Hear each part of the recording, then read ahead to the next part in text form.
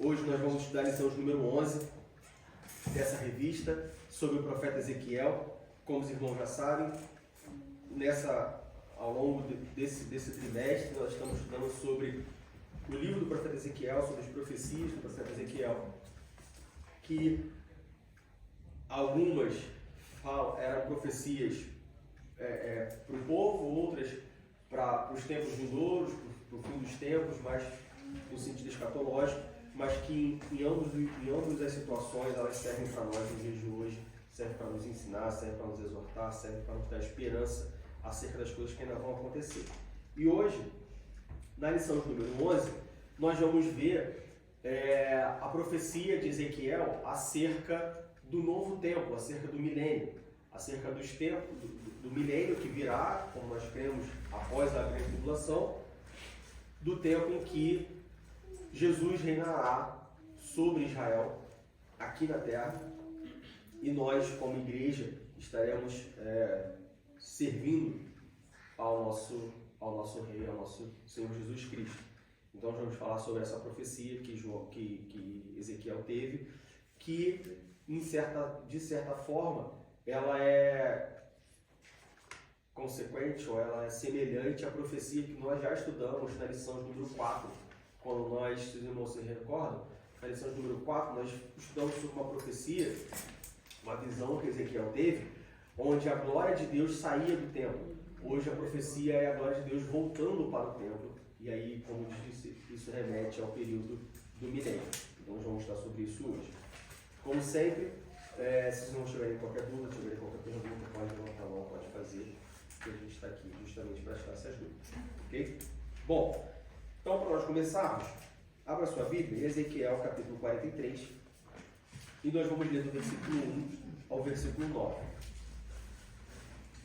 E aí é preciso deixar bem claro de que a profecia inteira, ela não está somente nesse texto.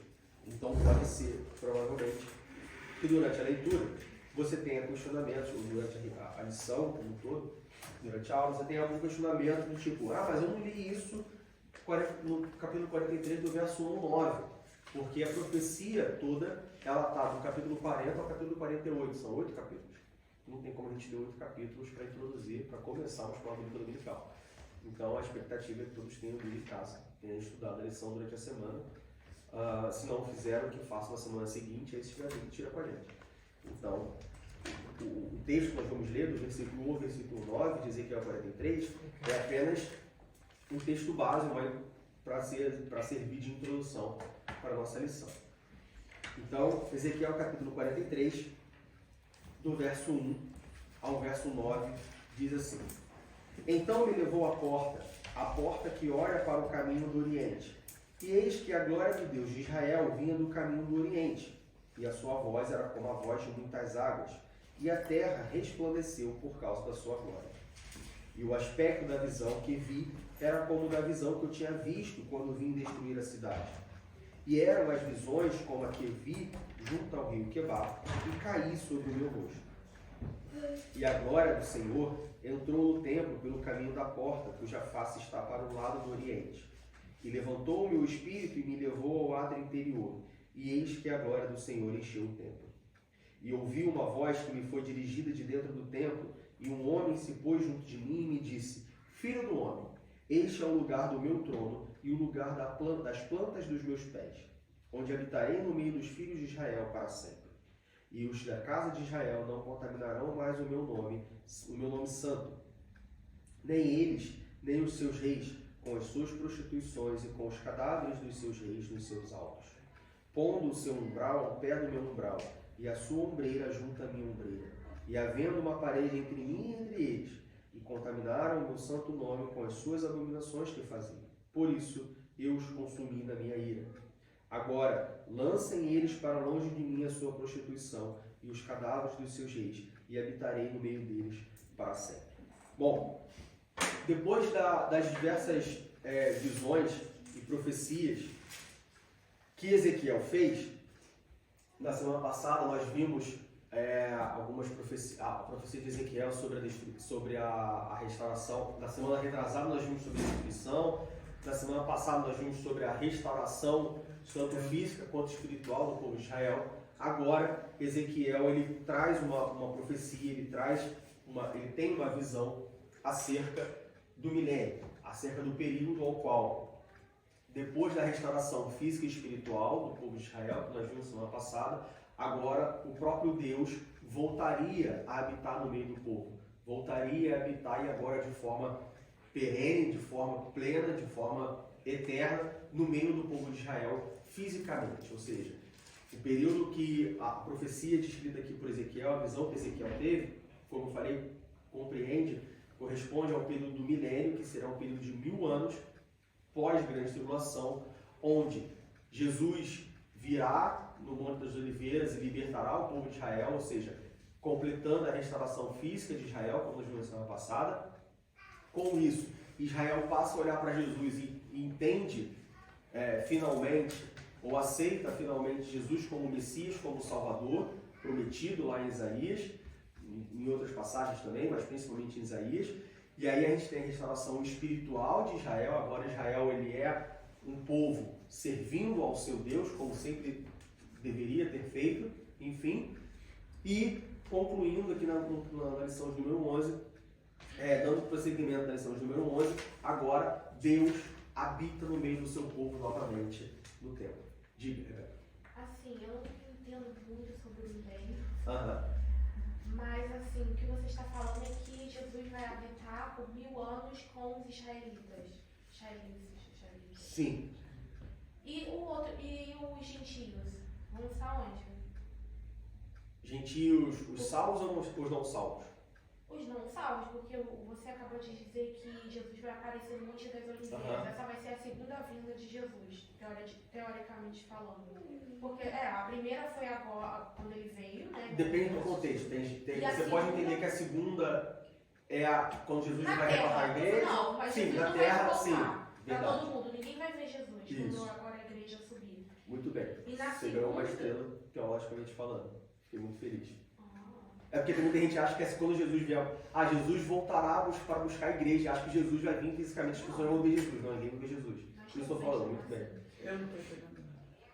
O cara está falando é que essa vinda de Jesus é a segunda vinda de Jesus. Tá, eu entendi. Entendeu? E aí eu falei, depende do contexto. Tem gente que acha que vai ser a terceira. Ela falou, não, vai ser a segunda, porque quando Jesus voltar para buscar a igreja, ninguém vai ver Jesus. Então na terra vai ser a segunda, não vai ser a terceira. E aí eu estou parabenizando ela por esse entendimento escatológico que tem muito crente que não tem.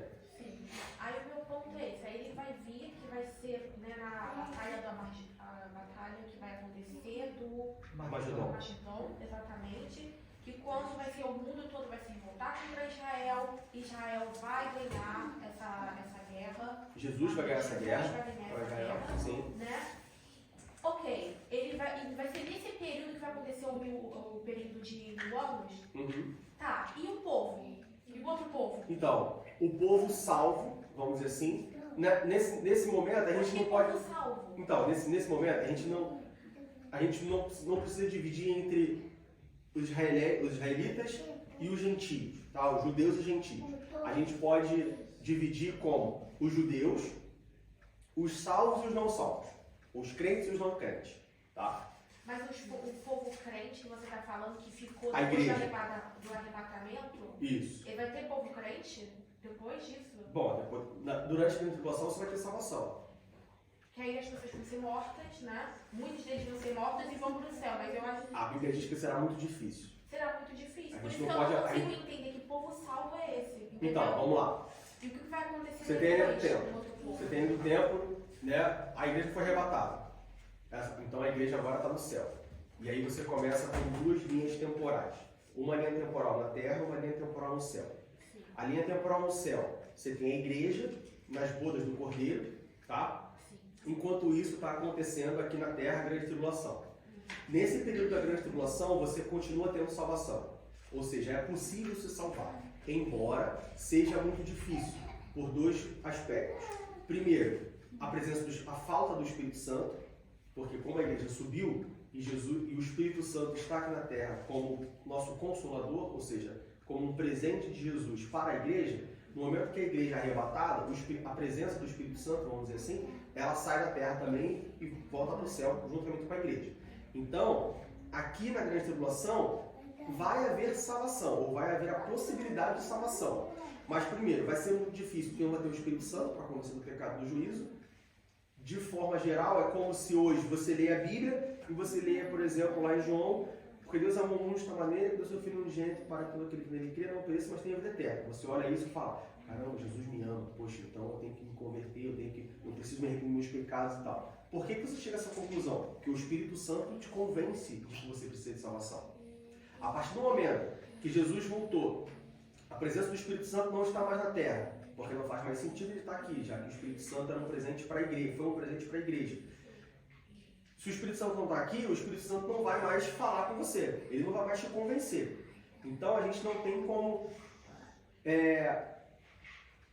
ter a exata magnitude ou a exata conclusão de como será a salvação na grande tribulação. É uma coisa que a gente pode saber, que a gente pode afirmar é que vai haver. Mas nós conseguimos inferir por essas situações, por esse contexto, de que será muito mais difícil para a pessoa cair em si e reconhecer que precisa de salvação pela ausência do Espírito Santo. E o segundo aspecto é a perseguição. Né? Então, por causa da besta, do anticristo, a marca da besta, lá em Apocalipse, do anticristo e tudo mais. Então, vai haver salvação, mas a gente não pode dizer como será essa salvação, quão fácil será a salvação, e nem a gente também não pode afirmar que, então quer dizer que se eu aceitar Jesus, eu vou ser morto? Bom, a gente pode ter uma ideia de que vai haver uma perseguição. Agora, como vai ser perseguição, se vai morrer, se não vai morrer, se todo mundo que aceitar Jesus vai ser morto, isso a gente não pode afirmar, a gente só pode inferir. Enfim, duas linhas do tempo. A igreja sobe, bodas do Cordeiro no céu, com Jesus. Grande tribulação na terra. Aqui vai ter salvação. Então, no final da grande tribulação, vão haver pessoas que foram salvas, que se converteram durante a grande tribulação, sejam mortos ou não. Jesus voltou para o milênio, né? No momento que Jesus voltar, a igreja vai reinar com Jesus durante o milênio na terra, e os salvos da grande tribulação também vão reinar com Jesus na terra. Sim, reinar sobre Israel. E o outro povo que estava vivo, mas não aceitaram Jesus? Eles serão subjugados. Vão para o inferno. Não, eles vão ser subjugados. Tá, e vão para onde? Vão ficar aqui. Vivendo com os santos? Sim. Vivendo com os santos? Não, da mesma forma, óbvio, né? Você imagina, por exemplo, você tem um reinado. Você tem muito fácil. Você vai para qualquer reinado, por exemplo, pega um país do mundo que tem uma monarquia. Como que vive a monarquia e os súditos e a corte do rei, e como que vive a plebe? Ela vive de forma diferente. Ela vive no mesmo lugar, mas de forma diferente. A grosso modo, não mora na mesma casa, não come a mesma comida, não faz os mesmos passeios. Então a gente pode ter mais ou menos uma ideia de como será esses 1000 anos. Entende? Não seria justo, vamos dizer assim, do ponto de vista divino, que aquelas pessoas que não aceitaram Jesus como seu Salvador, que não se converteram, vivam da mesma forma que os judeus, que estão recebendo, estão tendo a sua promessa cumprida, e que a igreja, ou os salvos, que aceitaram Jesus como seu Salvador. Então, assim, vão viver juntos, mas de formas diferentes. A gente não tem como dizer como que vai ser.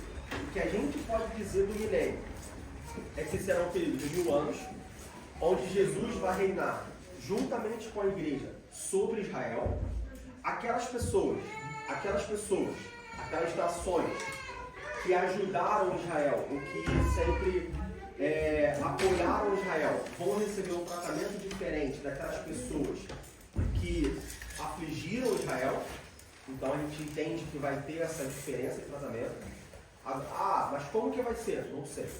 Só sei que as nações que apoiaram Israel vão ser tratadas por esse reinado, né, divino, vamos dizer assim, de forma diferente daquelas nações que afligiram Israel. E a terceira coisa é que durante o milênio a terra vai estar restaurada do ponto de vista criativo. Ou seja, a terra como nós conhecemos hoje, ela será restaurada na sua plenitude e voltará a ser como Deus criou ela inicialmente. Então essas são as 3 coisas que a gente pode afirmar sobre o milênio. Eu ouvi que no milênio, né, provavelmente é por esse ponto que você está falando, que o inimigo ainda ele vai tentar enganar ainda os fiéis. Durante o milênio, a linha escatológica que nós cremos na Assembleia de Deus é que durante o milênio, Satanás vai estar aprisionado durante 1000 anos. Depois ele vai ser solto. Depois ele vai ser solto. Então, depois ele vai ser solto, vai ser derrotado e aí vem o juízo final. Aí no juízo final é onde o povo, as pessoas que não se converteram, serão julgadas de acordo com as suas obras. Sim, mas então, quando ele fala que ele vai ser solto do inferno, depois ele vai sair, vai tentar enganar, e aí depois Jesus vai jogar ele no lago de fogo. Sim. Mas esse vai ser solto e vai tentar enganar, a gente não tem como afirmar, vai ser solto por quanto tempo, vai enganar, o que ele vai conseguir fazer, entendeu? Assim, fica com a ideia de que Satanás vai ser aprisionado, a terra vai passar 1000 anos sendo reinada por Jesus, uma terra completamente diferente do que nós conhecemos hoje, uma terra restaurada. Depois desse período, Satanás vai ser solto e vai ser derrotado. Agora, ele vai ser solto e vai ficar livre durante 1 mês, durante 2 meses, durante 1 dia, durante 1 ano, durante 10 anos. Ele vai tentar enganar a igreja, vai tentar, o que ele vai fazer? Assim, não tenta entender muito bem como isso vai ser. Se atente ao fato de que ele vai ser preso, depois de 1000 anos ele vai ser solto e derrotado. Entende? Não foca muito no vai ser solto. Foca no ele vai ser solto e derrotado. Isso é o que mais importa para nós. É que ele vai ser solto e derrotado. Ficou um pouco mais claro? Sim. Diga, Kátia. Eu não estou entendendo as perguntas que ela fez, eu não consigo ver aqui. Porque não está aí. Por isso eu falei. Porque não está aí. Porque aí fica um pouco solto, né? Aí eu fico assim. Não, foi uma dúvida que ela teve. Ok. Então, a lição ela fala sobre milênio, mas maioria da dúvida. Não, porque eu li um pouco da lição e eu não vi nenhum desses pontos. Porque eles são, apesar da profecia de Ezequiel ser a profecia do milênio, do reino do milênio, mas ela não entra nesse. Pois é, por isso que eu li. Bom, Mas vai ser sobre o milênio. então. Não, eu entendi, mas eu li a lição, eu não conheço essas divergências, esses problemas, eu não consegui entender. Tipo assim, estão falando de uma coisa que eu não sei de onde vem. Sim. Agora entendi. Okay. Bom, então, na lição de hoje a gente vai falar sobre essa visão que Ezequiel teve que relaciona com o reino do milênio aqui na Terra. Tudo bem? Bom, para nós começarmos, quando a gente olha no versículo 1 do capítulo 43, nós encontramos: então me levou à porta que olha para o caminho do Oriente. Como eu disse, essa passagem de Ezequiel 40 a Ezequiel 48, essa profecia, essa visão que Ezequiel teve, ela correlaciona com a mesma visão, não a mesma profecia, porque a profecia em si era diferente, mas a visão, a situação, ela correlaciona com a de Ezequiel 40, lá na lição número 4, onde Ezequiel ele tem a visão da glória de Deus saindo do templo.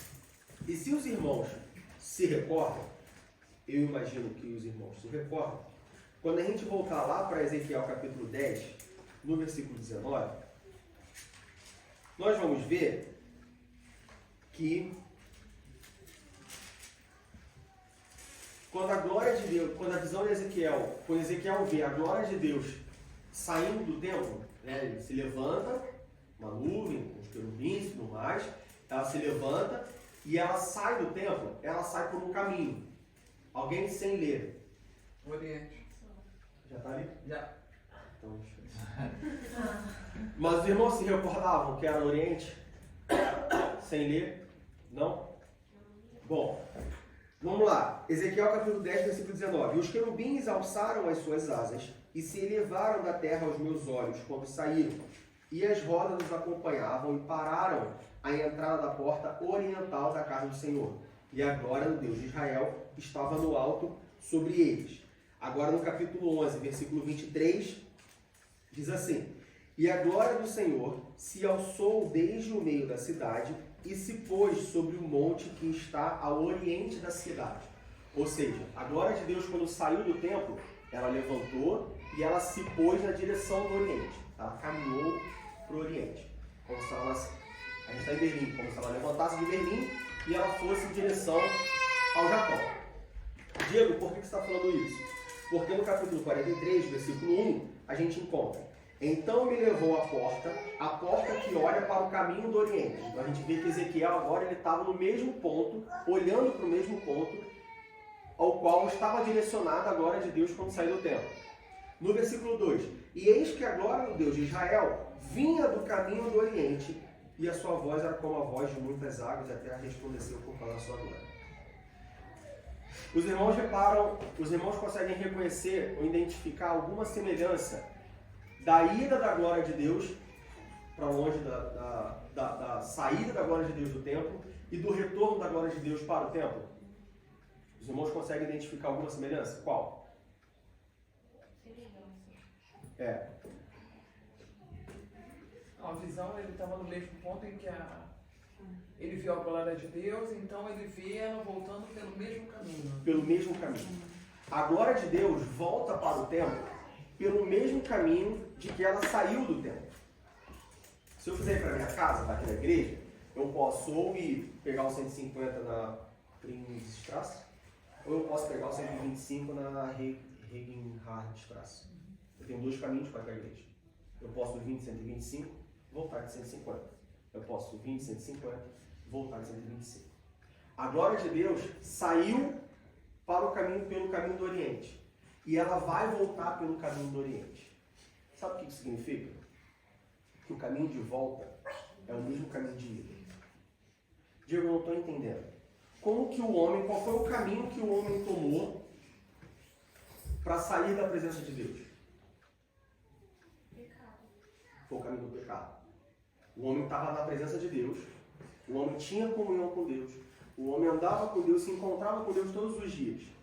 Pelo caminho do pecado, ele se afastou de Deus. Para ele voltar a Deus, ele tem que voltar pelo caminho do pecado. Mas, Diego, como que eu volto pelo caminho do pecado se o que me afastou de Deus foi justamente o pecado? Você volta se arrependendo do pecado.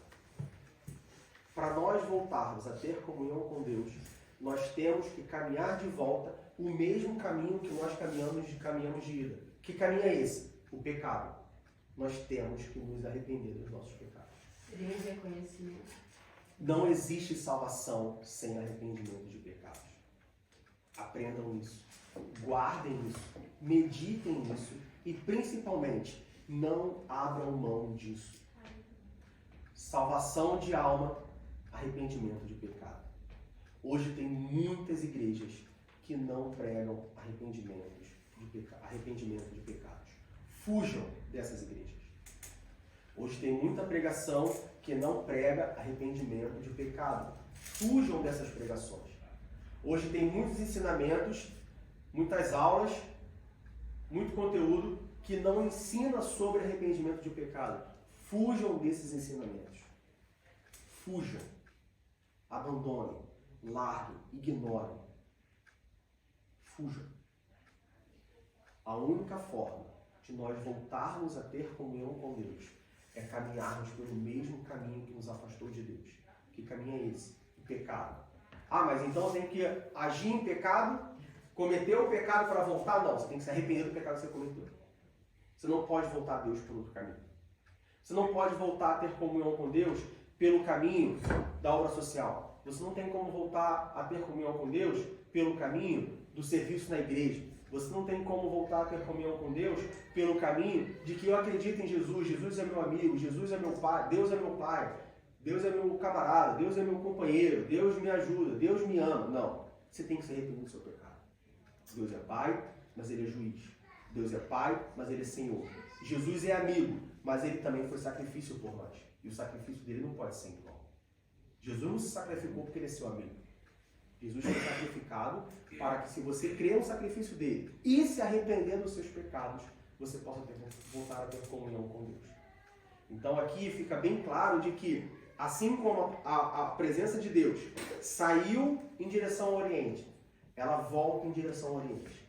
Assim como nós nos afastamos de Deus por causa do nosso pecado, para nós voltarmos a ter comunhão com Deus, nós temos que nos arrepender do nosso pecado. Sem arrependimento de pecado, não há salvação. fujam de qualquer doutrina, qualquer ensinamento, qualquer pregação, qualquer igreja, qualquer liderança que não prega arrependimento de pecados. Tá cheio por aí, pessoal. Kátia, quer falar? Me veio a pergunta agora se o pecado é... Porque ele estava falando de um povo também, né? Não é o pecado global, mas é o pecado individual, né? Não entendi. Não, porque, por exemplo, às vezes tem o pecado, eles pecaram porque eles não reconhecem que Deus é Deus, tá? Eles quem? O povo de Israel. Ah. Já tiveram outros deuses e outra coisa. E tem aquele pecado, né, o global, né? Como povo, eles tiveram todos que sair, depois eles tiveram tudo. Eu vejo o pecado individual de cada pessoa também. O pecado, a natureza pecaminosa.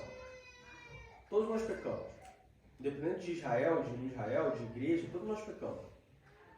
E por que nós pecamos? Porque Adão e Eva pecaram, e porque o pecado entrou no mundo, nós nos afastamos de Deus. Igual mesmo. Isso. Então, para eu voltar a ter comunhão com Deus, eu tenho que me arrepender do meu pecado. Ou seja, eu não posso achar que eu vou voltar à comunhão com Deus porque Deus me ama. E por que esse pecado significa oriente? Não é que o pecado significa oriente. A relação aqui é o caminho. A presença de Deus, ela saiu em direção ao oriente e ela voltou do oriente. Ou seja, ela saiu por um caminho e ela voltou por um caminho. Trazendo isso para a nossa aplicação pessoal. Se nós saímos da presença de Deus trilhando o caminho do pecado, para eu voltar à presença de Deus, eu tenho que me arrepender do pecado que eu cometi. Por isso que o caminho é o mesmo. Não é que oriente significa pecado, apenas o caminho que são o mesmo. Quando a pessoa afasta da igreja, a partir do momento em que ela volta, antes dela voltar, ela já tem a consciência de que ela está pecando, que ela... Se afasta da igreja ou de Deus? De igreja, de Deus. São duas coisas diferentes. Bom, teoricamente não é necessariamente a mesma coisa. Eu posso me afastar da igreja por um motivo qualquer. Mas não necessariamente me afastei de Deus. Sim. Isso. Aí você, então, de Deus. Por exemplo, eu fui fazer uma viagem durante 6 meses. Eu me afastei da igreja com I minúsculo. Mas em nenhum momento eu me afastei de Deus. Não, quando eu falo... Da igreja você fala que se desviou. Se desviou. Tá. A partir de quando a pessoa, tipo assim, ela... eu acho que o Espírito Santo deve tocar na pessoa que ela... Tipo assim, a todo momento a gente é tocado pelo Espírito Santo que quando é pecado, não é? A todo momento, bom, uma pessoa ela pode ter a mente, a Bíblia fala que uma pessoa pode ter a mente cauterizada pelo pecado. O que significa isso? Deus está aqui, né? E eu estou aqui do lado dele. O Espírito Santo está comigo. Aí eu cometo um pecado, eu passo para o lado. Aí o Espírito Santo fala para mim, você pecou. Aí eu cometo outro pecado, me afasto de novo. Ele fala, você pecou. Chega uma hora que eu estou tão longe que não toca mais. É quando a gente tem quando nós estamos cauterizados pelo pecado. Ou seja, você mentiu, o Espírito Santo fala, você mentiu. Aí você pede perdão. Aí você mente de novo. Você conta uma fofoca de novo. Você trai de novo. Você comete um pecado novamente.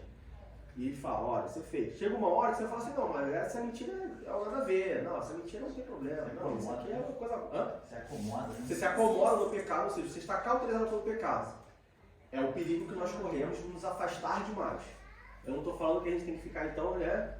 Se afasta, testando, você não tem que testar. Você tem que estar junto, perto, tá? Mas, se você estiver cauterizado pelo pecado, o Espírito Santo vai ser mais difícil falar com você, né? A Letícia falou antes sobre o reconhecer, né? E agora me veio em mente, quando a mente está cauterizada, quando a pessoa se afasta tanto assim de Deus, ela não consegue reconhecer o pecado e o pecado se transforma em uma coisa normal, em normalidade, em rotina, né? E aí entra a parte que a gente tem que ficar, como você falou, né? Fuja dessas igrejas e dessas doutrinas que não pregam o pecado. Porque realmente... Não pregam o arrependimento do pecado. Exatamente, não pregam o arrependimento do pecado. Porque assim, realmente, com o pecado, o ser humano se acomoda, como o pastor falou, se acomoda e fica lá nessa normalidade, e aí então a pessoa pode ficar na igreja, mas está ali, Só de Cristo. né, sentada, sem reconhecer o seu próprio pecado. Eu acho que isso é o que acontece todo dia, né? Todo dia a gente tem que reconhecer, olha, isso tá ruim, isso não tá bom, tem que melhorar aqui. É isso. Porque a Bíblia fala que aquele que fala que é sem pecado é mentiroso. Isso. Eu tinha esquecido o que eu queria falar, na verdade. É porque tem gente que fala mesmo, não tenho pecado. Tem gente que fala, não sou pecador. E aí é bem complicado. E aí quando você está numa igreja, uma pessoa que já tem esse comportamento, ou uma pessoa em geral, está numa igreja, está debaixo de uma liderança, que fala assim, não, olha só, Deus te ama, Deus é só amor, Deus não é juiz. Vem, fica com. O pastor João fala muito isso. Venha como está e fique como quiser. Não é. Venha como está e fique como quiser. Como assim? Não existe isso. Para você estar perto de Deus, você tem que se arrepender do seu pecado. Porque Deus é santo e Ele não tolera o pecado, Ele abomina o pecado. Nós já vimos isso várias vezes aqui. É o reconhecimento da sua própria natureza, né? Mas Da natureza humana, que é pecaminosa e que nós não somos isso tudo que a gente acha que é, né? Nem um pouco. Eu Primeiro a acho, Cátia, depois a Rebeca, depois a Letícia. eu acho que é, claro, é a estratégia de Satanás, né? Principalmente essa estratégia. Por exemplo, eu rodo muito, o pessoal comigo, você ouve muito, né, de várias igrejas, a igreja pede perdão pelo tempo tal, de termos falado mal dos homossexuais ou da dele, é aquela coisa, vai se acomodando, claro está, uma vez me falaram, a igreja segue, é uma questão de 30, 40 anos, a igreja vai viver como uma sociedade. É a tendência da igreja. Só A igreja com minúsculo sim. Né? Sim, mas essa é o que eles vendem e eu acho que é aí que você entra, porque é o pecado. Pecado é pecado. Isso. Não adianta a gente A relativização do pecado né? é muito perigosa. Então, e é isso que leva e aí a gente volta pro templo, né? A gente vai se acomodando, e era o mesmo processo com eles, né? Viviam ali, existiam vários povos, muitas coisas aí bem interessantes. Foi por isso que a presença de Deus saiu. Por isso que a presença de Deus saiu. E ele fala, né? Por isso que estão com cadáver, e é muito ilustrativo. Eu nunca tinha parado para agradeço por esse. Diga. Essa visão. Não, eu estava fazendo essa analogia de que quando eu estava no Brasil, eu estava congregando numa igreja no qual o pastor, ele era tipo assim, ele não falava sobre o pecado, entendeu? Era uma igreja muito grande, provavelmente ele tinha medo de perder membros, e ele sempre na Santa Ceia, ele falava bem assim, vem tomar a Santa Ceia, se arrependa do pecado. Não, ele nem falava se arrependa do pecado, ele falava, vem como você está, e você, tipo assim, querendo dizer, se você tomar a Santa Ceia, você vai melhorar, você vai sair do seu pecado. E ia um monte de gente tomar Santa Ceia, gente que você via que brotava na igreja só para tomar Santa Ceia no domingo, mas assim, é uma coisa assim que eu fico, meu Deus, tem muita gente que pensa que não tem pecado, porque na igreja dele as pessoas pensam que não tem pecado.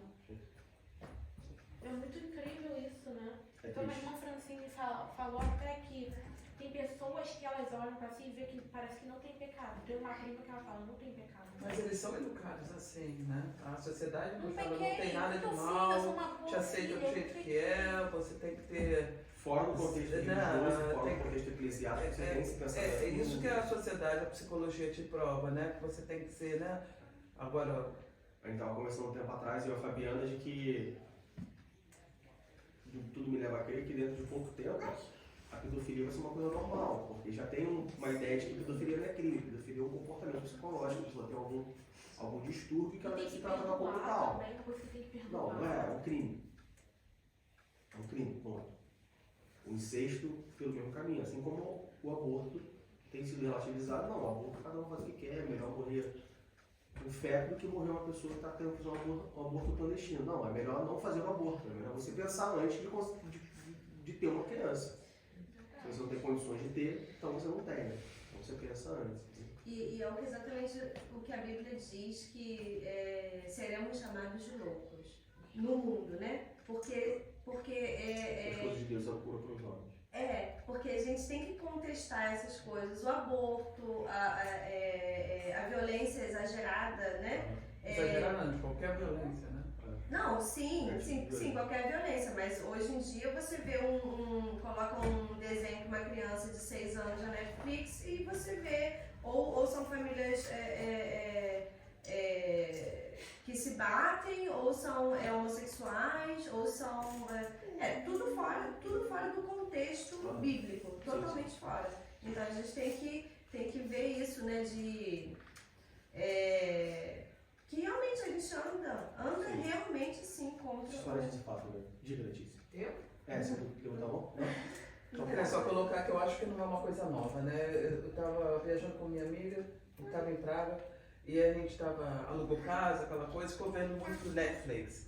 Mas a gente vê os romanos, os turcos, esses reinos todos, eles viviam uma Babilônia. Não é nada novo, na realidade. Não é nada novo. O mundo é cíclico, ele caminha para o pior, mas ele é cíclico. Ele é cíclico. Eu digo assim, mas agora o que faz diferença é você realmente crer e você, até mesmo com seus amigos, você está disposto a reconhecer que você crê, a pregar. Eu fui na padaria hoje e eu consegui falar alguma coisa assim sobre Jesus.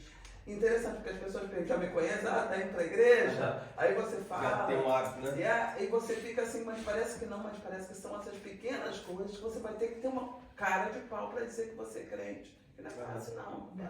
Povo que dá tua cara. Bom, continuando. No versículo 2, e este agora de Deus de Israel vinha do caminho do Oriente, a sua voz era como a voz de muitas águas, e a terra resplandeceu por causa da sua glória. Aqui, a gente tem uma observação que é muito importante.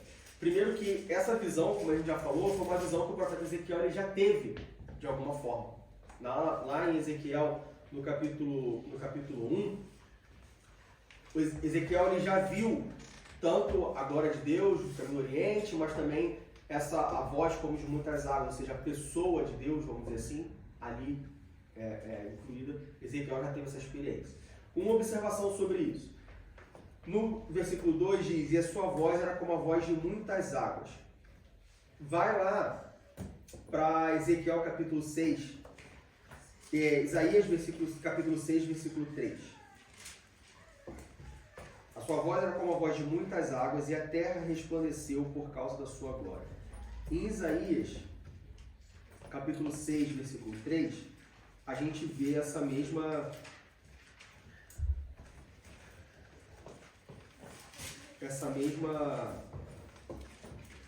expressão. Ezequiel capítulo 6, versículo 3. E clamavam uns para os outros, dizendo, Santo, Santo, Santo é o Senhor dos Exércitos. Toda a terra está cheia da sua glória. Ou seja, quando nós vemos essa expressão de que toda a terra está cheia da sua glória, e encheu-se a terra por causa e a terra resplandeceu por causa da sua glória, aqui o profeta Ezequiel está falando da glória de Deus no sentido figurado, no sentido de que é impossível algo ficar inerte, ser inerente à presença de Deus. Ou seja, a presença de Deus num lugar, você não consegue, ninguém, nada, nem ninguém, nem nada, seja homem, seja a própria terra como criação, consegue ficar inerte, consegue ficar inerente, consegue ficar indiferente diante da presença de Deus. Ou seja, a presença de Deus num lugar, numa situação, numa pessoa, numa família, numa igreja, ela tem que mover alguma coisa, ela tem que causar um efeito de alguma coisa. Tá? Então, você não pode ter, por exemplo, uma igreja onde se diz que a presença de Deus está naquela igreja e a igreja é uma igreja que está totalmente alheia do que está acontecendo, que está totalmente fora, distante dos caminhos de Deus, tem uma igreja onde a igreja inteira está toda errada, vamos dizer assim, mas a glória de Deus está naquele lugar. Não, é uma coisa errada. A glória de Deus incomoda, a presença de Deus incomoda. Tá? Mas então, como a igreja é formada de pessoas, nós somos pecadores, vamos falar sobre isso. Sim, mas se a glória de Deus está naquele lugar, se a presença de Deus está naquele lugar, alguma coisa tem que acontecer. A gente não pode, ninguém fica indiferente à presença de Deus. Fala, Cátia. Mas quando eu leio aqui, eu falo assim, clamavam uns aos outros dizendo, Santo, santo é o Senhor dos exércitos, toda a terra está cheia da sua glória. São dois aspectos que eu acho muito interessantes. Um aspecto é reconhecer a glória de Deus, que é o que falta a muitos. Então é porque não é a glória. Hã? Então é porque não é a glória. Mas você acha... Porque quando a glória de Deus está em algum lugar, ela é reconhecida automaticamente.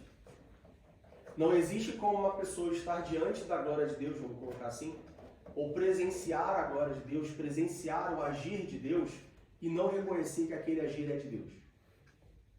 Ok. Isso fica muito claro em cultos, principalmente na igreja pentecostal, em denominações pentecostais, Assembleia de Deus, onde você vê às vezes que tem muito movimento, mas sabe que é só movimento, assim, só barulho. Tem gente que acha até engraçado. Você fica olhando assim, e se você for um pouco crítico, você vai olhar e vai falar, o que está acontecendo aí? Mas tem momentos em que de fato a presença de Deus está no meio do culto, de fato o Espírito Santo está no meio do culto, que você não tem como dizer que não é a ação do Espírito Santo. Você não tem como dizer que não é a presença de Deus. O que eu diria é que assim, a presença de Deus não precisa ser explicada. Ela simplesmente é presenciada. Você vê que alguma coisa está acontecendo. É nesse sentido que Ezequiel fala que a terra se encheu, Isaías, que a terra se encheu da glória de Deus. Mas isso é futuro, né? Que ele fala. Essa profecia ainda vai acontecer. De onde? Essa aqui da Isaías 6. Não, isso aqui, Isaías, eu só estou pegando o gancho de a terra está cheia da glória da sua glória. Assim como Ezequiel falou em 43, versículo 2, que a voz era como a voz de muitas águas, e a terra resplandeceu por causa da sua glória, eu estou pegando esse gancho e fazendo uma correlação com Isaías capítulo 6, versículo 3, onde Isaías diz que a terra se encheu da glória de Deus. Eu estou querendo exemplificar na Bíblia de que quando a glória de Deus se manifesta, nada nem ninguém consegue ficar inerte a ela. Entendeu? Alguém levantou a mão? Bom, essa é a primeira coisa. A segunda coisa é o que está no versículo 2 também, e a sua voz era como a voz de muitas águas. Ah, Diego, como assim? Como que a voz de Deus é como a voz de muitas águas? Então quer dizer que... Isso é uma analogia. É uma analogia, isso é uma metáfora. Se a gente for lá, por exemplo, para Apocalipse, capítulo 1, versículo 15, abra sua Bíblia, Apocalipse, capítulo 1, versículo 15.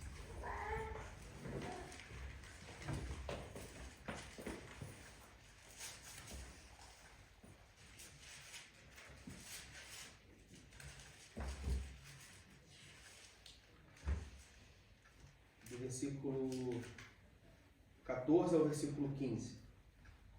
Versículos 14. Vamos ler do 14 ao 16.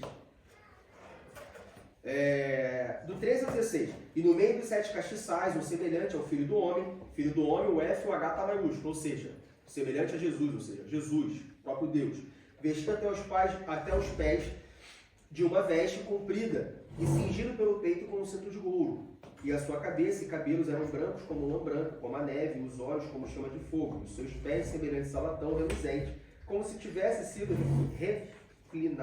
refinado numa fornalha, e a sua voz como a voz de muitas águas.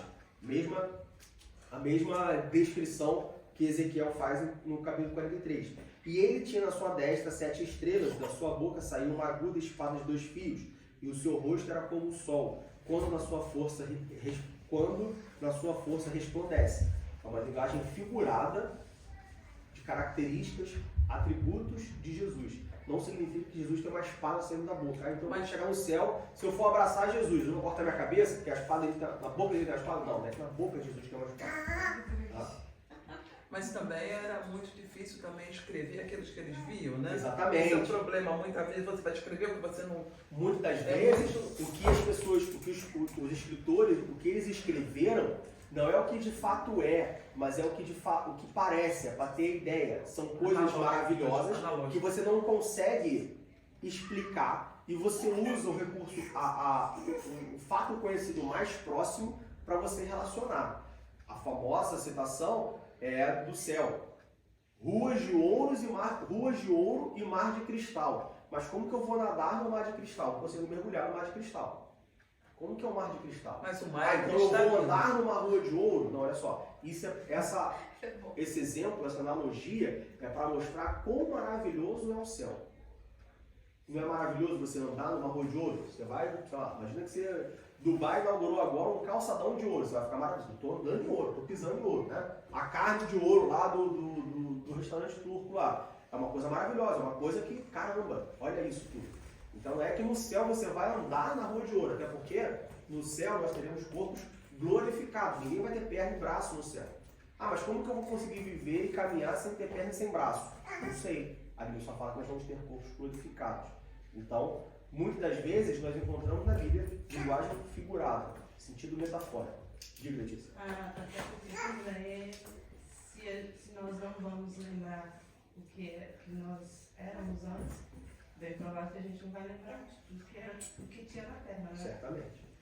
Eu ia falar que no céu não haverá tristeza nem aflição. Graças a Deus, senão não é sério, né? Imagina, sofrer por toda a eternidade. Te encontrar lá em cima, hein, pra falar, pô. Então, aqui no capítulo 43, no versículo 2, quando Ezequiel fala que a voz era como a voz de muitas águas, Ezequiel aqui está usando uma linguagem figurada. Nessa mesma visão, no capítulo 1 de Ezequiel, no versículo 26, a gente encontra Ezequiel falando ainda sobre essa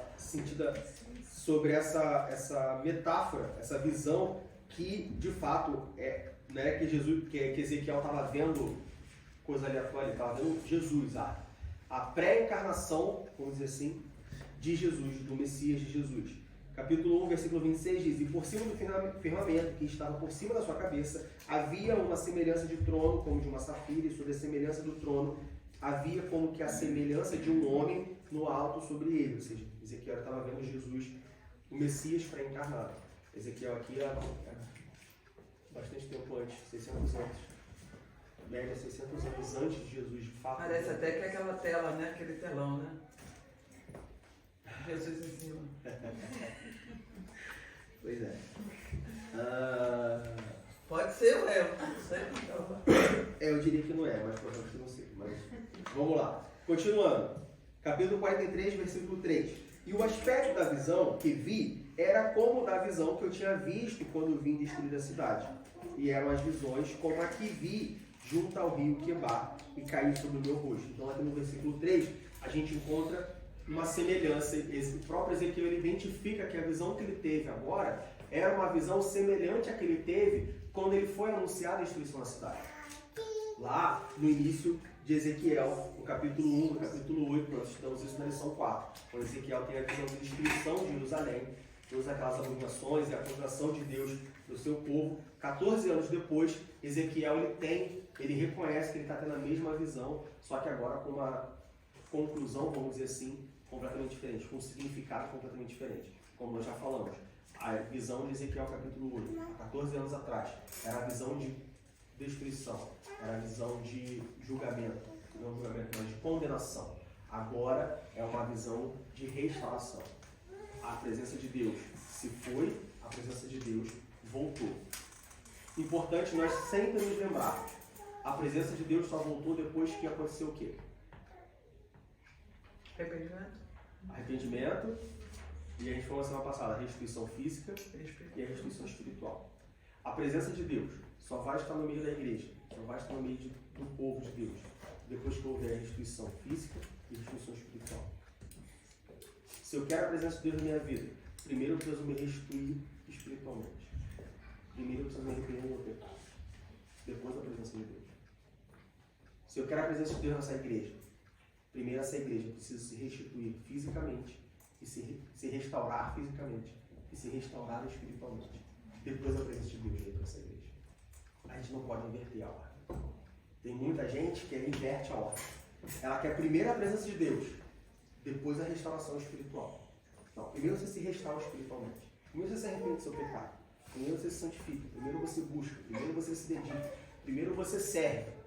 Depois você é servido com a presença de Deus. O contrário não pode. Deus não abre exceção, porque Ele é Deus.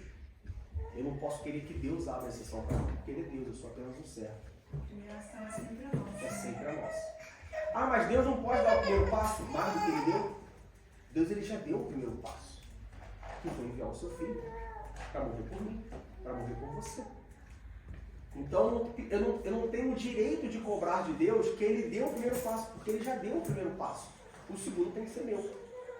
Só que a gente entende no nosso egoísmo, no nosso egocentrismo, na minha completa soberba e falta de humildade, eu acho que quem está dando o primeiro passo sou eu, não, estou dando o segundo. O primeiro Ele já deu. Quando Ele falou, Jesus, você pode ir lá na terra, que eu vou te sacrificar para que o dia eu possa voltar a ter comunhão comigo?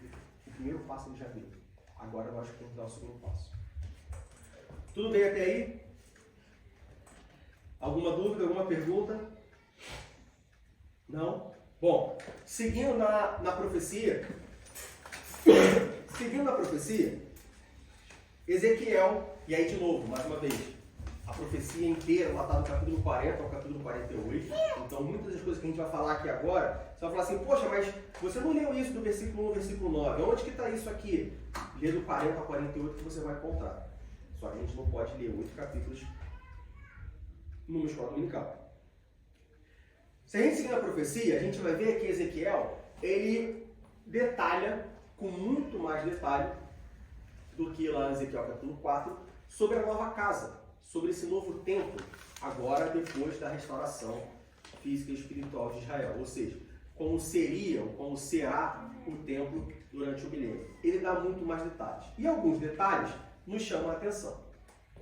Antes da gente entrar nesses detalhes, ou no que chama a atenção, a gente pode ver essa mesma, outros profetas descrevem a casa, ou mencionam a casa do Senhor durante o milênio, o templo durante o milênio, que é o caso de Isaías, no capítulo 2. Isaías, capítulo 2, do verso 2 ao verso 5. Isaías 2, do 2 ao 5.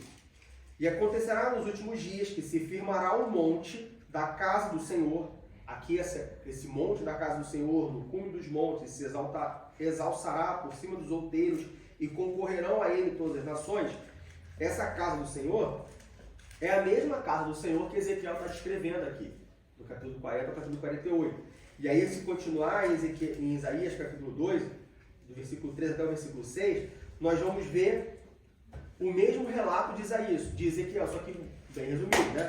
Por exemplo, no versículo 4 do capítulo 2 de Isaías: e ele exercerá o seu juízo sobre as nações e repreenderá muitos povos, e estes converterão as suas espadas em enxadões e as suas lanças em foices. Não levantará espada nação contra nação, nem aprenderão mais a guerrear. Amém.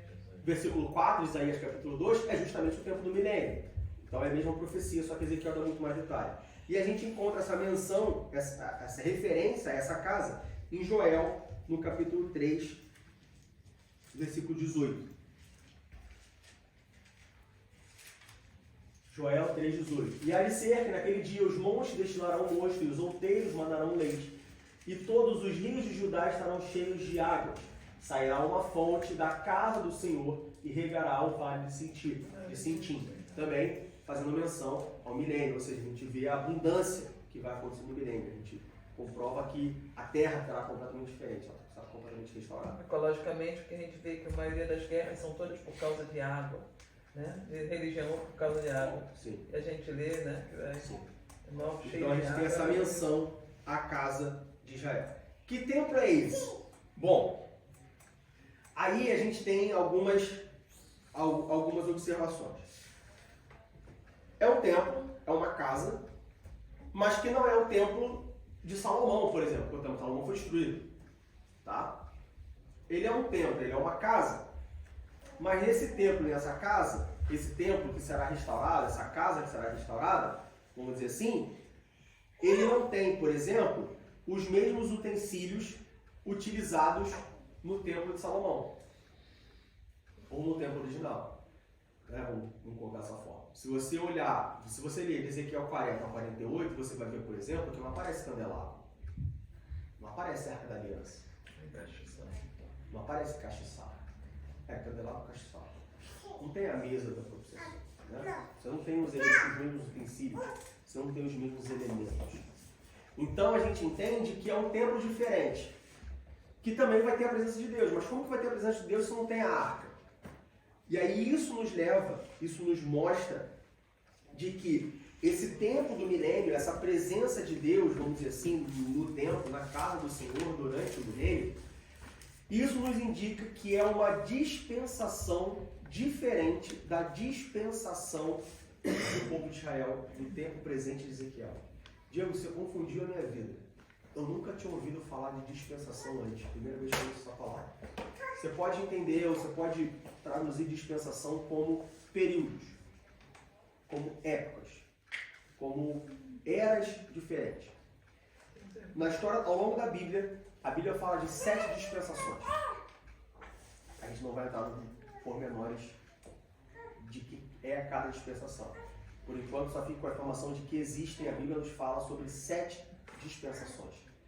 A dispensação do milênio é uma dispensação diferente, ou seja, a era do milênio, o período do milênio, a forma com que Deus trata o homem durante o milênio é uma forma diferente da qual Deus tratava o homem, ou tratou o homem durante o Antigo Testamento, por exemplo. Ou uma forma diferente da que Deus trata o homem nos dias atuais, no Novo Testamento, trata a igreja. É uma forma diferente da qual Deus tratou Abraão, é uma forma diferente da qual Deus tratou Noé, é uma forma diferente da qual Deus tratou Adão. Como assim forma diferente? Bom, vamos entrar nesses detalhes. Abra sua Bíblia em Ezequiel capítulo 43, versículo 18.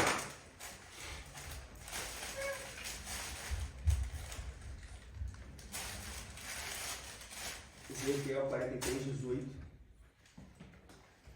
Diz assim: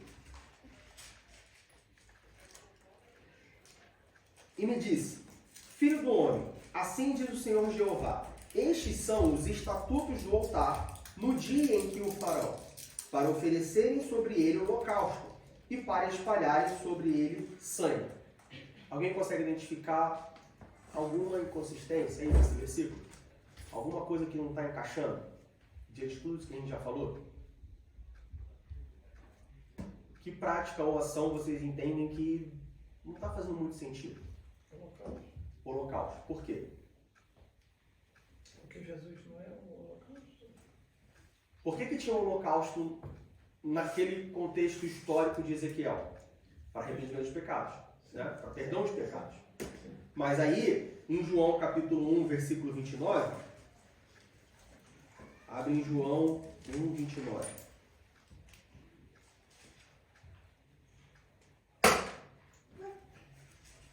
João 1, 29, a gente encontra João Batista falando assim: no dia seguinte, João viu a Jesus, João Batista. João viu a Jesus que vinha para ele e disse: eis o Cordeiro de Deus que tira o pecado do mundo.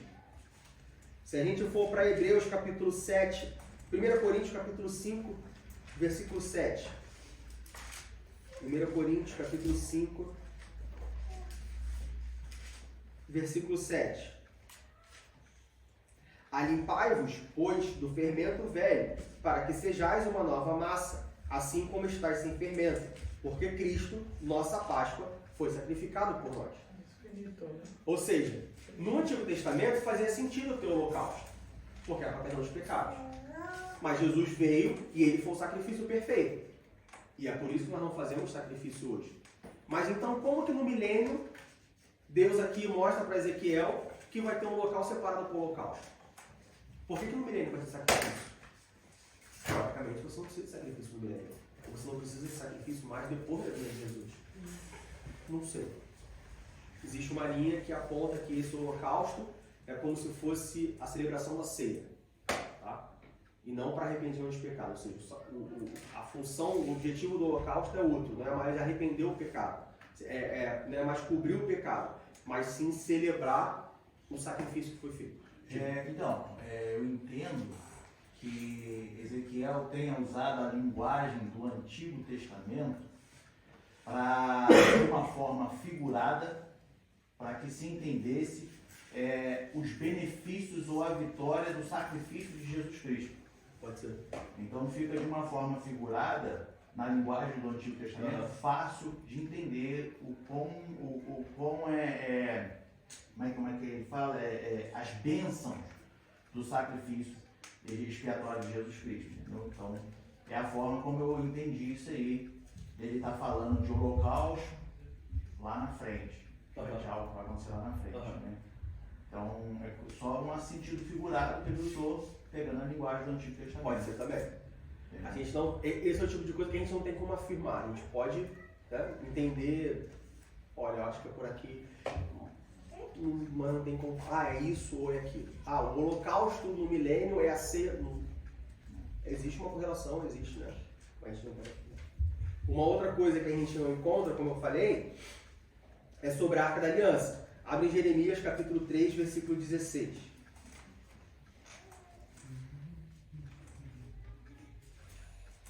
Jeremias capítulo 3, versículo 16.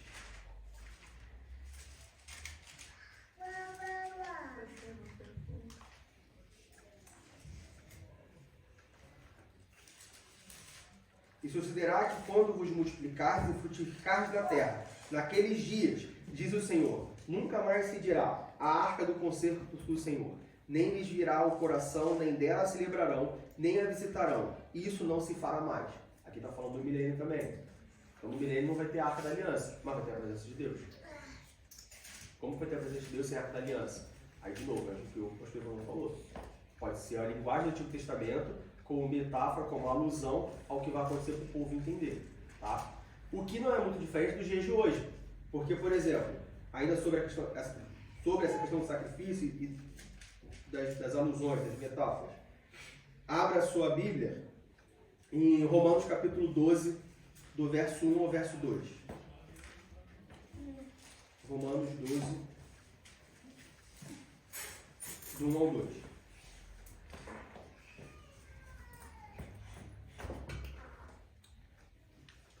Romanos 12, 1 ao 2 diz assim: rogo-vos, pois, irmãos, pela compaixão de Deus, que apresenteis o vosso corpo em sacrifício vivo, santo e agradável a Deus, que é o vosso culto racional. E não vos conformeis com este mundo, mas transformai-vos pela renovação do vosso entendimento, para que experimenteis qual seja a boa, agradável e perfeita vontade de Deus. Alguém aqui se apresenta para sacrifício? Alguém aqui já foi sacrificado? Não. Mas Paulo menciona que nós somos sacrifício no culto, no serviço a Deus. Então, Paulo aqui ele está usando uma linguagem que o povo entendia, mas que não significa isso. Entende? Fala, Cátia. É muito complicado, né? Vamos ser sinceros. Essas passagens são bem... É muito comprimido para a gente entender, porque o que eu não estou entendendo é por... Está escrito assim, voltando para o tema 1 que você tem lá, um termo diferente, né? Aí ele falou que não haverá mais razão de rituais, né? Aí fala o Cristo como já foi sacrificado. Aí começa aqui, depois você foi para as orações, já não existe. É tudo contra aquilo que a gente já conhece. E eu acho que isso é muito difícil de entender. Sabe como que fica mais fácil para você entender isso? Quando você não se apega a entender isso de fato, mas você se apega à ideia que isso transmite. Por exemplo, hoje, para você, no Antigo Testamento, você não falava com Deus. Né? Só quem fala com Deus é o sumo sacerdote. Hoje, para falar com Deus, você dobra o seu joelho, você fala com Ele e espera Ele falar com você. Que pode ser na hora, pode ser 2 semanas depois, Pode demorar muito. pode ser 15 anos depois. Pode ser que ele não responda. No milênio não vai ter oração. Por que não vai ter oração? Porque você pode chegar lá e falar com Ele direto e pegar a resposta na hora. Então, não busca compreender o texto ipsis literis. Busquem compreender a ideia que isso vai te trazer. A mensagem que isso vai te trazer. E não ao pé da letra. E não ao pé da letra. Não é muito melhor você pensar que no milênio eu vou reinar com Deus. E vai ser uma época tão gloriosa que eu não vou precisar dobrar o meu joelho para falar com Deus e esperar Ele falar comigo. Eu vou bater na porta. Deus, tá livre? Tem 2 minutinhos para mim? Tem. Deus, estou precisando disso. Vai lá e faz. Sim, mas nós estamos aqui na posição de estudar a palavra de Deus. Então, estudar é entender, entender é refletir. Não é claro que a gente não vai entender, porque é impossível ao pé da letra. Sim. A glória de Deus está em cobrir as coisas. Acho lindo esse princípio, né? A glória do homem é de descobrir as coisas. Porque eu estou na posição humana, que é descobrir, e Deus está aqui na posição de encobrir as coisas. Mas ao mesmo tempo, se refletir me traz reconhecer que Deus é Deus, me faz buscar a vontade de Deus e tentar continuar nos seus caminhos. Por isso que eu estou aqui um pouquinho voltando. Mas sempre quando ficar muito difícil, assim, de entender realmente, tenta dar uma visão de lado, sabe? Claro, a gente tem que fazer. Alguma pergunta até aí? Então, será um templo novo, não é o mesmo templo de Salomão, por exemplo. É um templo novo, onde não vai ter arca da aliança, não vai ter utensílio. Ezequiel fala de holocausto, a gente não sabe se esse holocausto de fato é um holocausto, de fato vai ter um sacrifício do animal, ou se é apenas uma linguagem figurada, ou se é apenas uma outra cerimônia que aponta para a ceia do Senhor. A gente não sabe, porque a gente sabe que vai ter holocausto. A gente fala que não vai ter oração, mas o próprio Deus vai estar ali. A oração vai conversar com Deus, então pode conversar. Então assim, não tenta entender ipsis e literis o que está acontecendo. Pega a mensagem, o que importa para nós é que será um tempo glorioso. Será um tempo que a presença de Deus vai estar ali. Não porque um objeto está ali, mas sim porque o próprio Deus está ali. Jesus vai estar presente, não porque vai ter um castiçal representando Jesus como a luz do mundo, mas porque o próprio Jesus vai estar ali. Entende? Então isso deve nos servir como guia, como base, para nós tentarmos e, pela graça de Deus, conseguirmos entender um pouco de como será glorioso esse período em que nós juntos, como igreja, reinaremos com Deus. Ainda continuando no texto, versículo 5, do versículo 5 ao versículo 9. Ezequiel, capítulo 43, do verso 5 ao verso 9. Nós temos o fechamento desse período. Claro, como eu disse, a profecia ela vai até o capítulo 48. Mas nesse texto a gente tem o fechamento, vamos dizer assim. Do versículo 5 ao versículo 9 diz assim: E levantou-me o Espírito e me levou ao átrio interior. E eis que a glória do Senhor encheu o templo. Átrio interior é vamos dizer assim, o lugar santíssimo, né? O lugar mais fundo, não no sentido de profundidade para baixo, mas o lugar mais íntimo do templo, onde a glória de Deus, a glória do Senhor enchia aquele lugar, enchia o templo. Versículo 6: E ouvi uma voz que me foi dirigida de dentro do templo, e um homem se pôs junto de mim, e me disse: Filho do homem, este é o lugar do meu trono, é o lugar das plantas dos meus pés, onde habitarei no meio dos filhos de Israel para sempre. E os da casa de Israel não contaminarão mais o seu nome santo, nem ele, nem os seus reis, com as suas prostituições e com os cadáveres dos seus reis, dos seus altos, pondo o seu umbral ao pé do meu umbral, e a sua ombreira junto à minha ombreira, e havendo uma parede entre mim e entre eles, e contaminaram o meu santo nome com as suas abominações que faziam. Por isso eu os consumi na minha ira. Agora, lancem eles para longe de mim a sua prostituição e os cadáveres dos seus reis, e habitarei no meio deles para sempre. E aí duas coisas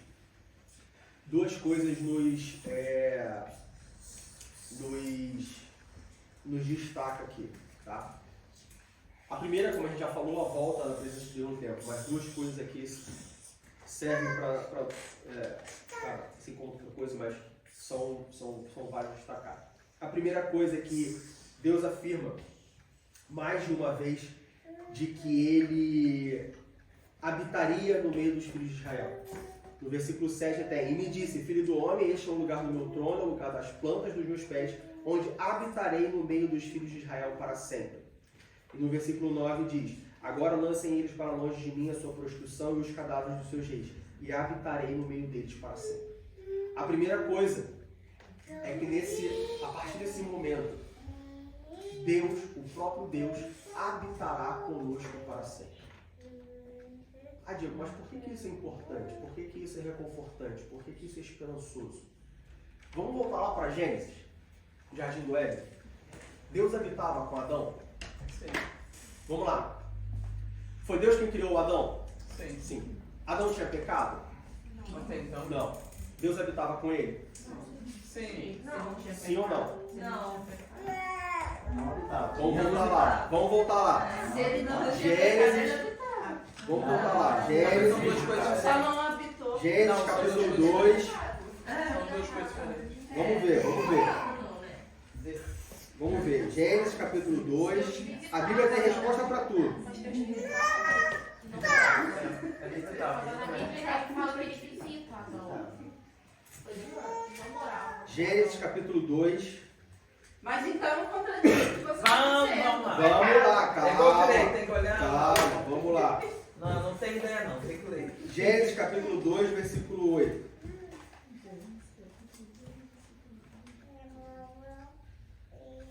Tá ficando confuso.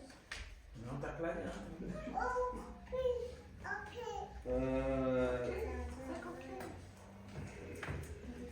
Gênesis 2,8 diz assim: E ouviram a voz do Senhor Deus que passeava no jardim pela viração do dia. E escondeu-se Adão e sua mulher na presença do Senhor Deus entre as árvores do jardim. Não, quando você não fala, Gênesis 2,8. Gênesis 3,8, desculpa. Não, mas aí foi quando eles pecaram. Bom, Esconderam. mas não muda, fato. Eu tava Não, aí ele não habitava. Ele, Quando que Deus habitava com Adão? Quando ele criou, Deus estava ali. Não. Peraí, eu vou ler na minha Bíblia, que a minha Bíblia é boa. Fala, já. Eu estava lendo uma vez uma reportagem de teólogos que eles estavam falando que os passarinhos eles tocam sempre pela manhã e à tarde. Isso é um símbolo, eles estavam, né, não é obviamente falando igual eu, mas eles explicaram bem claro que isso é um símbolo de que Deus aparecia sempre nessas horas para Adão, no jardim, quando os pássaros estão tocando pela manhã e à tarde. Muito interessante. Essas eram as horas que Deus ele visitava Adão no jardim, por causa que os animais eles têm esse reconhecimento. Então, mas a Bíblia não fala sobre isso, tá? Não fala Isso é uma sobre dedução isso. humana. Isso é uma reportagem Isso. de teólogos. Isso é uma dedução não. humana. É, mas Fala- tem horário. A Bíblia não fala que Deus ia de manhã ou de tarde. É, assim. Não. Mas a Bíblia fala que Deus visitava. O ponto é, Visita. Deus criou Adão. Adão não tinha pecado. Mas Deus não habitava com Adão. Por que ele não habitava com Adão? Não sei. Aí tem que perguntar pra ele. Aí pergunta pra ele quando você chegar lá em cima. Porque o Éden não era o céu. Se era a criação dele. E ele Não, mas tinha- O Éden não era o céu. Deus habita no céu. Ele visitava o Éden. Então Deus- quer dizer que ele vai só habitar a partir do. Vai ser só quando a gente. For Fica comigo, fica comigo.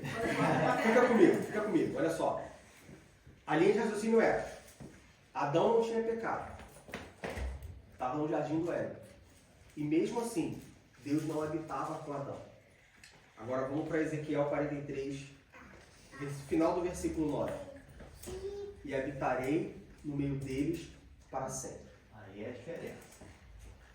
Entenderam a diferença? Pois é, mas Adão não tinha pecado e Deus não habitava com Adão. Conosco, Deus vai habitar no nosso meio. Por isso que vai ser Pra sempre. celestial. Então ele fez de propósito. Não sei. Não sei. Chega no ato foi bom. Se for de propósito ou não, não sei. O que eu sei é o seguinte. O que eu sei é o seguinte. Adão sem pecado não teve o privilégio de habitar com Deus, de coabitar com Deus. Mas é sem pecado. Ele Mas sem Deus- pecado. Não é maravilhoso? Essa é a glória. Essa é a glória. Não Não te conforta isso? Veja bem, Adão, Nós somos desculpa aí, Adão. Deus não habitou contigo, mas ele vai habitar comigo. Aí que está a glória. É isso. Aí que está o conforto. Esse é o motivo Aí que está a esperança. Tá tão quentinho. É por isso que nós todos os dias devemos servir ao nosso Deus. Porque ele não habitou com Adão sem pecado. Mas ele vai habitar comigo. Agora a pergunta, será que eu chego lá? Por isso que a gente tem que brincar todos os dias. Aí o problema é meu, o problema não é de Deus nem de Adão. Aí eu que tenho que. Irmã, aí não dá vigiar a minha quentinho, dá coroa. aquele frio. Mas não é maravilhoso isso? Mas não é reconfortante isso? Quando a gente olha para a Bíblia e a gente vê que Adão, sem pecado, numa criação ainda não suja, não manchada pelo pecado, Deus não habitava lá no Éden.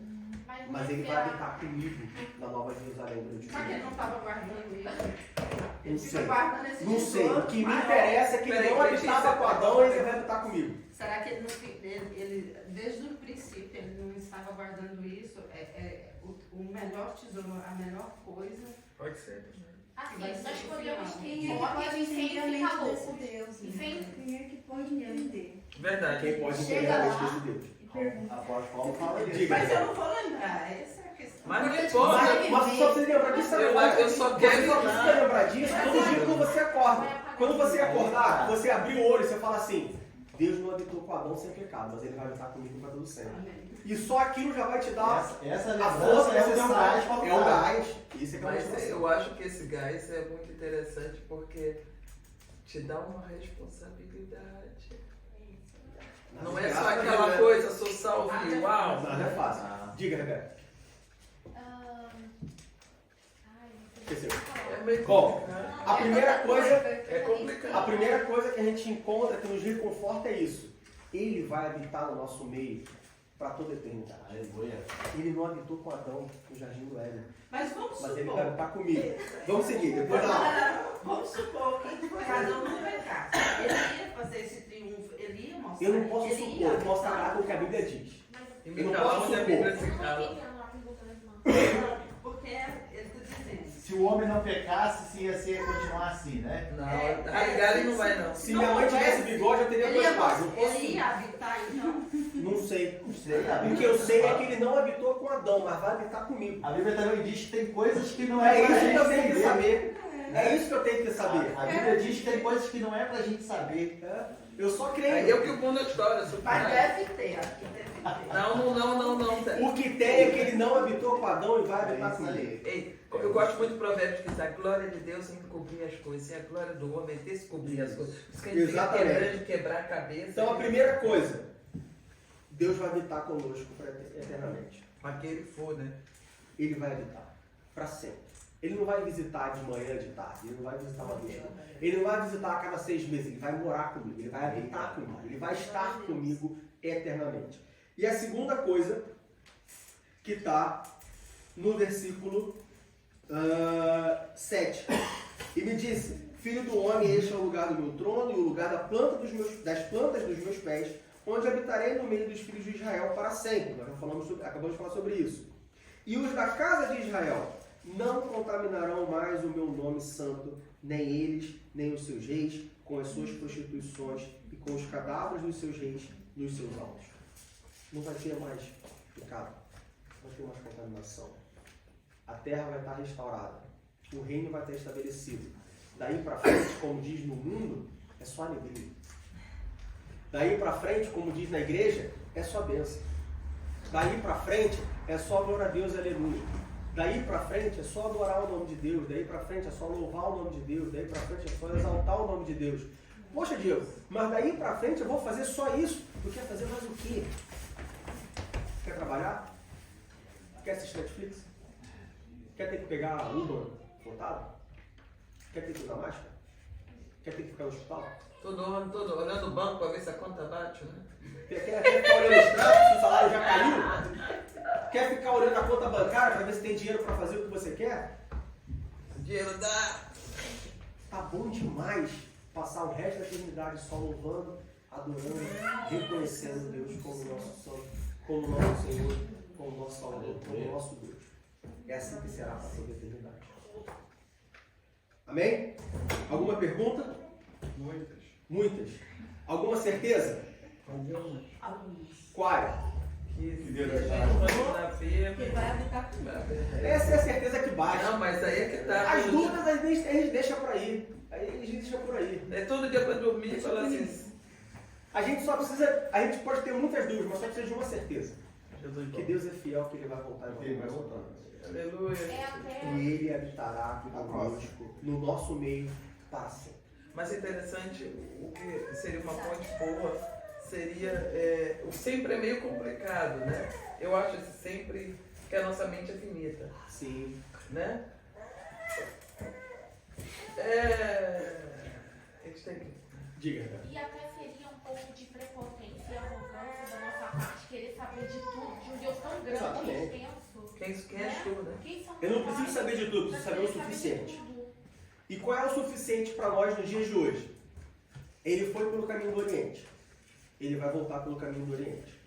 Se eu me afastei de Deus pelo pecado, eu tenho que voltar pelo arrependimento do pecado. Essa é a primeira coisa suficiente para nós nos dias de hoje. Segunda coisa, eu não sei como vai ser, mas vai ser uma época onde o próprio Deus vai habitar o nosso meio. Amém. E não vai ter mais abominação, não vai ter mais condenação, não vai ter mais pecado. Daí para frente é só glória e aleluia. Isso é o que nós precisamos saber hoje e o que nos dá esperança para o futuro do que há por vir. Mas no meio dessas coisas aí, no meio dessas duas coisas tem uma. Nós temos que estar preparados porque ele vai voltar a qualquer momento. Vai voltar. Não podemos deixar para nos preparar mês que vem, semana que vem, depois de amanhã, porque ele vai voltar a qualquer momento. Então nós temos que estar sempre preparados para quando ele voltar, quando a trombeta tocar, a gente subir. Porque se eu deixar, não, segunda-feira eu vou fazer, segunda-feira eu vou me consertar, segunda-feira eu vou parar de fazer o errado, ele pode voltar na sexta e você ficar. Vai ficar. Esse é o problema. Eram 10 virgens, 5 tinha azeite, 5 não tinha. Quando fechou a porta, ele se Para ele habitar conosco, nós temos que subir. E para subir, nós temos que ser tal. Exatamente. Bom, essa foi a lição número 11.